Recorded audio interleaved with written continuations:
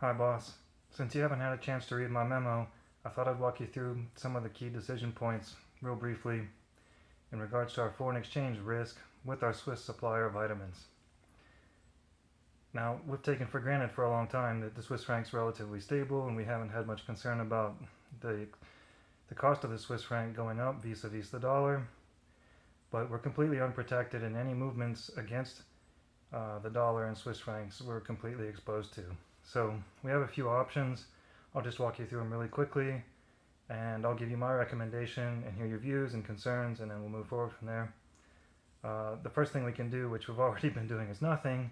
In this case, obviously, the Swiss franc has weakened against the dollar in the last 6 months. We benefit from that, but we are completely unprotected, and this is a big part of our cost base. If the Swiss franc moved against us, we're completely exposed. The second point is we could buy a bunch of Swiss francs now to meet our needs for our vitamins in the foreseeable future. This would tie up capital unnecessarily. The guys in our treasury department would never sign off on that and would explode if I even suggested it. So I won't make that recommendation. The third thing that we can do is we can purchase forward contracts that would lock in a specific price at certain dates in the future, which would hedge our exposure to foreign exchange risk in Swiss franc. Doing that, we don't benefit from movements in our favor, but we do hedge our downside risks, and we have some transaction costs with the financial counterparty. The fourth option is to purchase call options on the Swiss franc. And this I am inclined more favorably towards, because this leaves the benefits to us. If the Swiss franc moves in our favor, we can disregard and not exercise the options. We can also we can buy call options at a strike price a certain distance out of the money that we're comfortable with, and this just decreases the cost of those to us. So we still benefit from the upside. We have some transaction costs, and we lock in a certain exchange rate at a minimum in the future.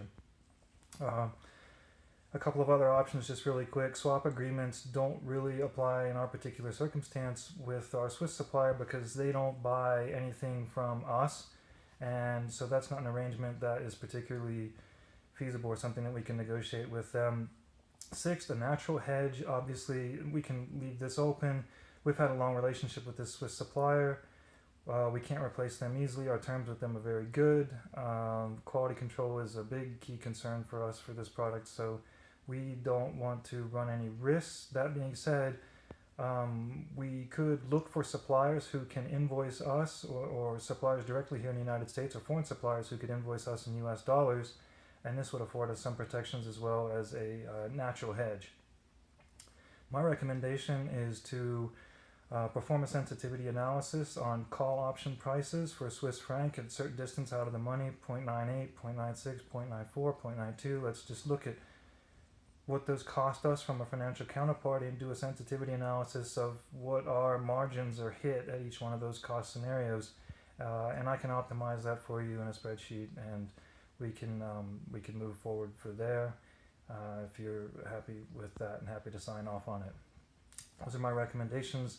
These will, the right kind of call option structure against the Swiss franc will effectively hedge our foreign exchange risks from our Swiss supplier and leave open any upside for us when a movement goes in our favor.